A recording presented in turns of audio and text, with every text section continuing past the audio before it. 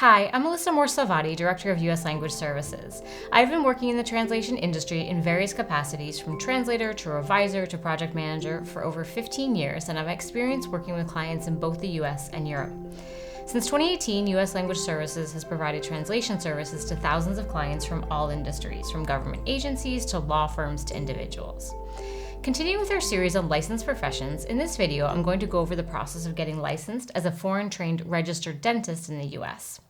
If you're a dentist planning to immigrate to the U.S., you'll need a U.S. dental license to continue your career. Although you may be legally allowed to work, getting licensed as a dentist can be a long process. These challenges might tempt you to seek work outside the field of dentistry where you don't use your skills and training. But actually, it is possible for you to get your foreign credentials validated so you can start practicing in the U.S. and making great money. To help make the process of getting your license smoother, we'll go over the steps you need to take to begin the journey toward finding a job as a dentist in the U.S. As we go through the video, we'll be referring to web pages, mobile apps, licensing boards, and other online resources, so we'll include links to all those in the video's description box. All right, let's get started.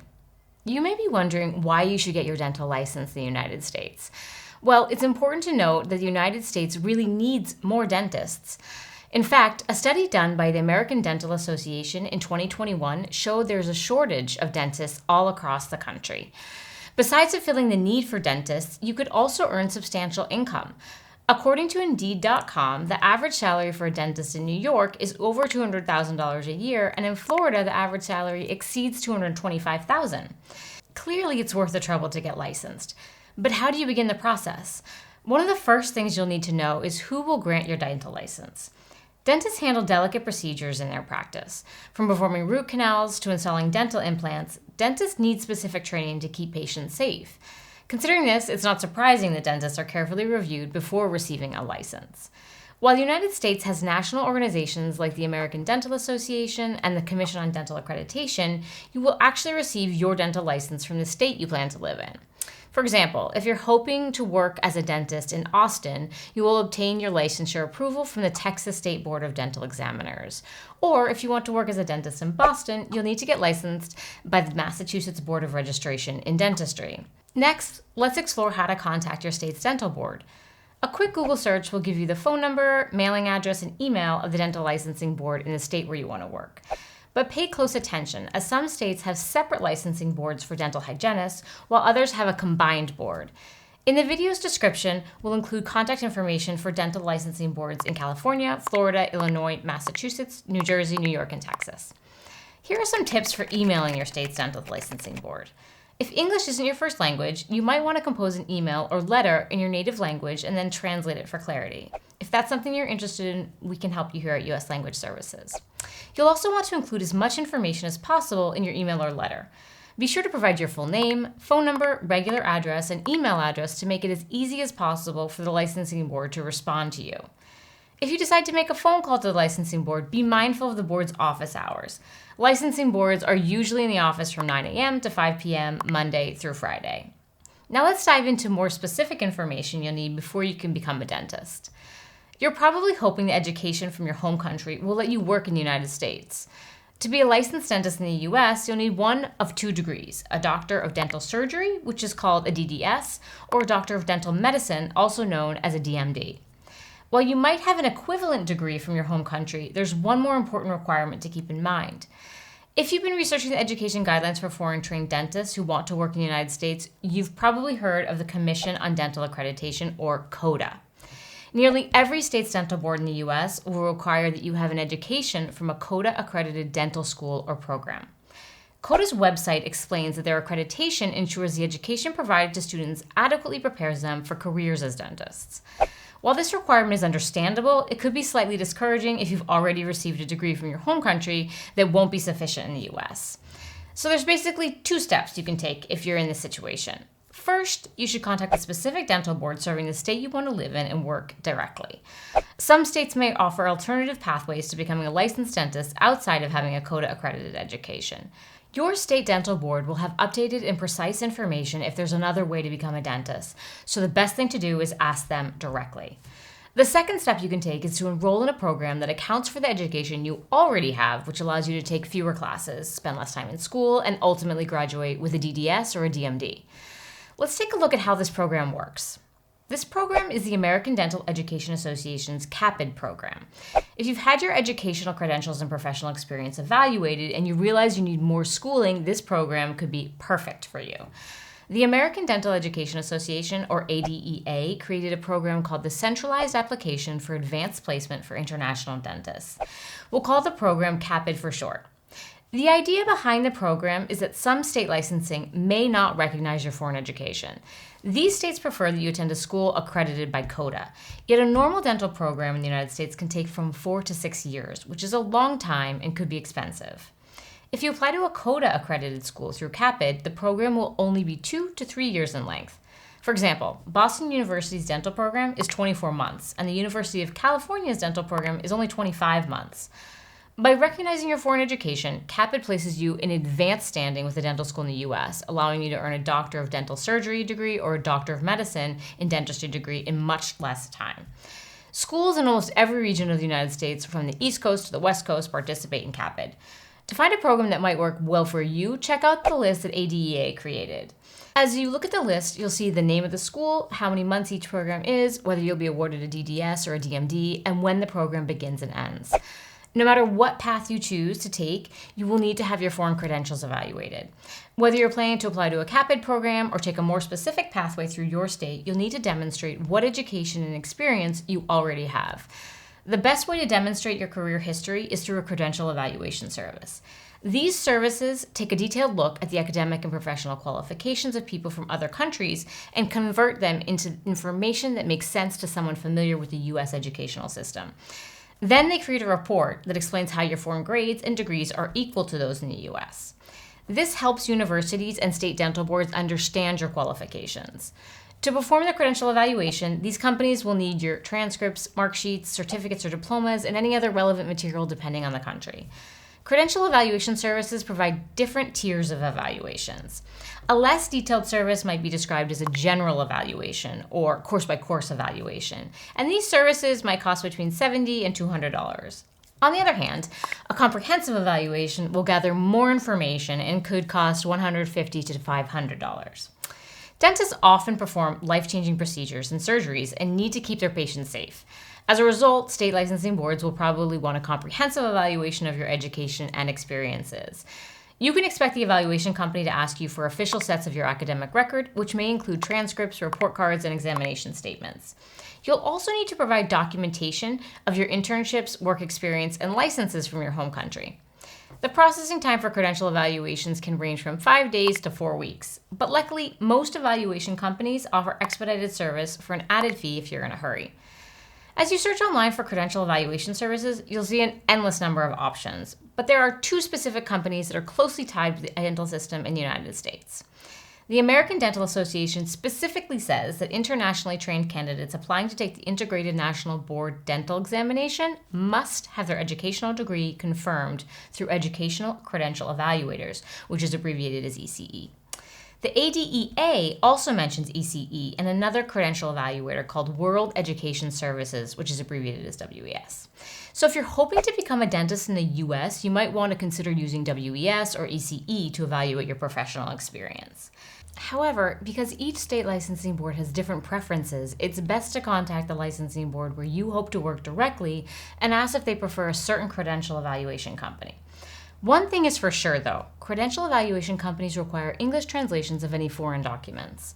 For instance, ECE says that all foreign documents must be translated into English in a literal, word-for-word format consistent with the original document. The best way to make sure they're accurate is to have them completed by a professional translation service. We'll explain the translation process in just a minute. One last thing to consider is that these agencies can send your evaluation directly to the dental board in the state you want to work in. In some cases, this can even be better because the licensing board may require that the evaluation and translation come directly from the evaluation or translation agencies to ensure the document's authenticity. Now let's talk about the certified translations we mentioned earlier. One of the most important things to keep in mind is that even if your English is perfect, you can't translate your documents yourself. That said, typically evaluation agencies provide you with various options depending on whether you're going to have your documents translated in the US or abroad.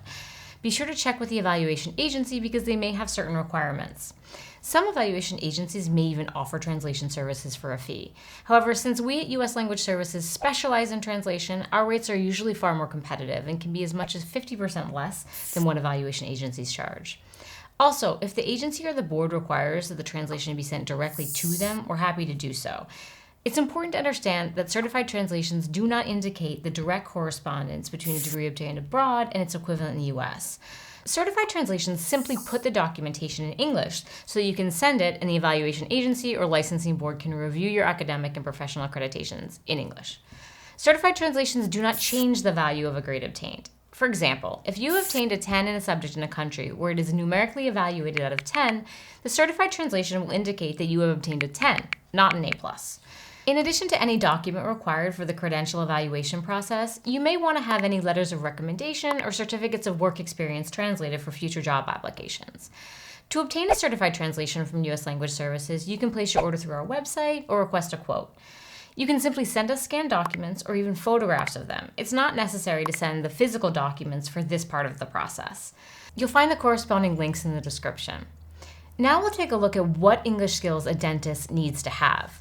If you're hoping to start a career as a dentist in the U.S., you'll need to regularly use your English reading and speaking skills. Whether you're talking with patients, prescribing medication, or updating records, strong English skills are essential. Proficiency in English will allow you to communicate effectively with colleagues and patients, engage in continuing education, and maintain your licensure. English proficiency is particularly important for scheduling appointments, asking patients how they're feeling, explaining procedures, and providing post-treatment care instructions. Additionally, being able to take feedback from colleagues and discuss patient care plans are vital. Two of the most widely recognized exams to demonstrate English proficiency are the Test of English as a Foreign Language and the International English Language Testing System. Both exams can help you prove your English skills and assist in securing employment after you obtain your license. Now it's time to discuss the exams you'll need to take to obtain your license. Any hopeful dentist will need to take a National Dental Licensure exam.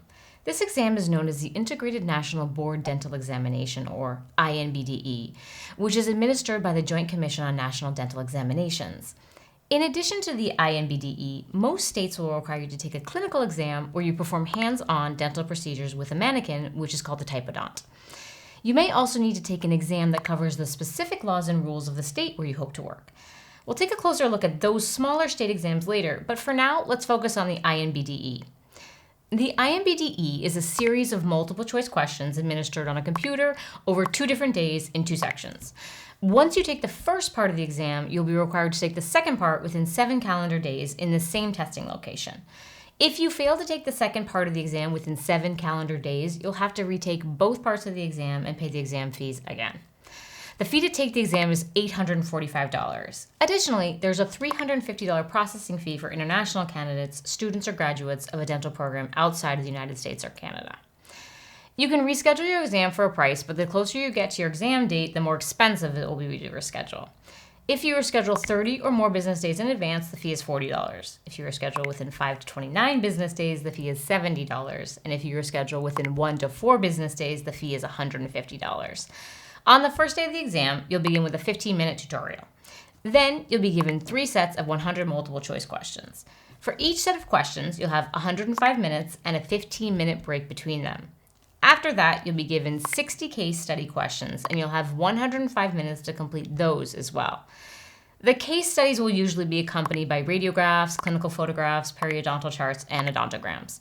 The total testing time on the first day will be 8 hours and 15 minutes. On the second day of the exam, you'll begin with another 15-minute tutorial. Then you'll need to answer 2 more sets of 70 case study questions with 1 15-minute break between them. At the end of the exam, you'll be given an optional 15-minute survey. The second day's total time is shorter at 4 hours and 15 minutes, and altogether the exam has 500 questions. In a public PDF test guide, which we'll provide a link to in the description, the JCNDE explains that there are 3 subject areas covered in the exam. The first subject area is diagnosis and treatment planning and makes up 36% of the exam questions. The second subject area is oral health management and makes up 42% of the exam questions. The third subject area is practice and profession and makes up 22% of the exam questions. In order to pass the exam, you'll need a score of 75 or higher. The scoring system is a bit confusing because a score of 75 doesn't mean you have to answer 75% of the questions on the exam correctly. As you remember from earlier, there's a total of 500 questions. Each correct answer you give adds 1 point to your raw score. At the end of the test, this raw score is converted to a scaled score, which ranges from 49 to 99. The raw score is converted to a scaled score because each person taking the INBDE exam gets a different set of questions. Since some questions are harder than others, the conversion makes sure that everyone's score is fair. The important thing to remember is that you'll need at least a score of 75 to pass. After you've taken the exam, your results should be available to view through the online portal in about 4 weeks. The JCNDE will report your exam's results directly to 3 state licensing boards on your behalf as long as you request for these reports to be made when you apply for the INBDE. So, if you're moving to New York, it could be wise to go ahead and have your exam results sent to 2 other states in the Mid-Atlantic region of the US, such as New Jersey and Pennsylvania. If you want to have the results of your INBDE exam sent to any other states you didn't list on your exam application, you'll have to pay a $50 result report fee for every extra report. To make these report requests, you can sign in the same online portal where you see if you pass or fail the exam. Then click on the Requests tab. If you don't pass the INBDE, you can wait 60 days and take the exam again. You'll be able to take the exam 4 times within a 1-year period. If you don't pass the exam on your 5th attempt, you'll need to wait 1 year before retesting. Now that we know what the test entails, let's look at how best to prepare. One of the easiest ways to make sure you pass the exam your first time is to utilize all the resources available for studying online and on your phone. A great place to begin studying is the 38-question practice exam provided directly by the Joint Commission on National Dental Examinations. In the practice test, you'll be given radiographs, photos, and background histories of real patients. You'll then need to answer multiple choice questions to identify dental problems, suggest treatments, and prescribe proper medication. MentalDental.com is another excellent resource offering over 100 free video courses to help you study for the INBDE. When you go to their website, you'll see these courses are organized into mini-series such as operative dentistry, orthodontics, oral pathology, and pharmacology. If you're willing to pay for study materials, bootcamp.com is highly regarded among aspiring dentists. The payment is structured based on how long you'll be a member of the website. To access their resource for 1 month, you'll pay $219. For 3 months, the price is $319, and for 6 months, you'll pay $419. When you sign up, you get a detailed 45-day schedule that tells you exactly what to study each day. All the materials are housed in an online portal and also through iPhone or Android mobile apps, so you can study anywhere you go. The course includes a library of video lessons, 2,500 practice questions, and a 500-question mock exam. One of the best things about bootcamp's review questions is that they're aesthetically designed to look exactly like the real INBDE questions. So as you practice the test questions, you become familiar with both the content and the exam layout at the same time. Another paid study guide comes from a program called INBDE Booster. In most ways, the website offers pretty much the same content as bootcamp. However, the INBDE Booster is slightly cheaper at $299 for 3 months or $399 for 6 months. In addition to being less expensive, some reviews found Booster's explanation videos to be better than Bootcamp's videos. The same review also said that Booster's program is better at identifying your weaknesses and helping you improve. If you're looking for an even cheaper option, Kaplan Medical offers around 2,600 image-based questions that you can study from a computer or from their mobile app. While Kaplan doesn't offer video clips, it does provide detailed explanations of answers, and it's only $150. One of the best ways to stay updated regarding test prep and other useful information in the dental community is to join online forums. For starters, you can ask questions and receive quick feedback in the subreddit INBDE. This subreddit is extremely active with people giving tips and responding to inquiries every day. Similarly, a Facebook group simply called INBDE has over 39,000 members. The group is super active with dozens of people posting every day. Plus, the group is private, so after being approved to join, you'll have a good chance of avoiding unrelated information. Like the subreddit, you can ask for advice about anything related to the INBDE. Along with the national exam, you'll need to take some state exams. Aside from the INBDE, most states have 1 or 2 other exams for aspiring dentists. The first type of exam is clinical and tests your ability to diagnose patients in realistic scenarios and perform hands-on dental work. The second type of exam pertains to each state's specific laws and rules.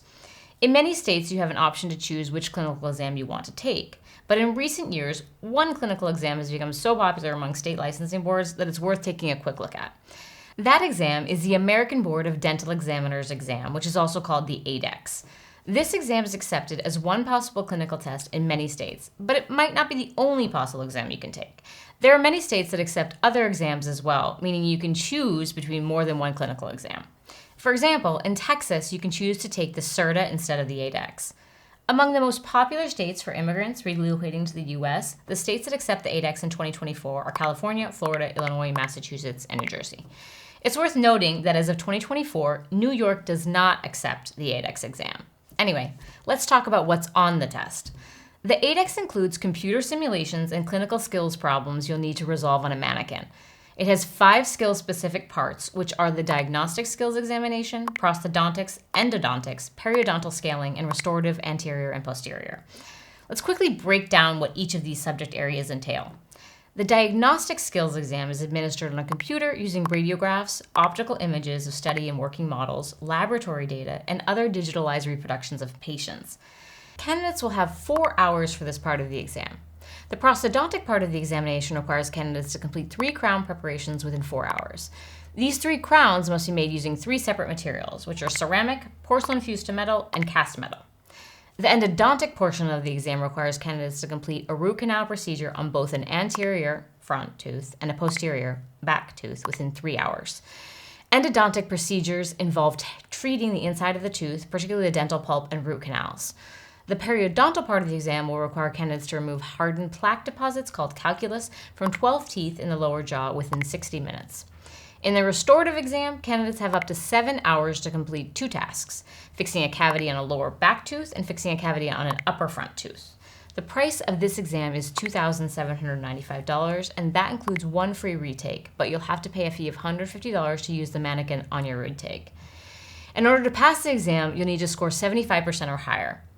To answer some of the other questions, you can check out the ADEX Dental Candidate Manual, which is an online PDF that provides folks with a ton of information. The popularity of the ADEX exam has been growing since 2020. Since then, multiple dental organizations have merged to streamline the clinical exam process for dentists across the United States. But because the ADEX is still a developing exam, it can be hard to find information about where and when to take it. So the best way to know exactly where and when to take the ADEX is by creating an account with the organization online.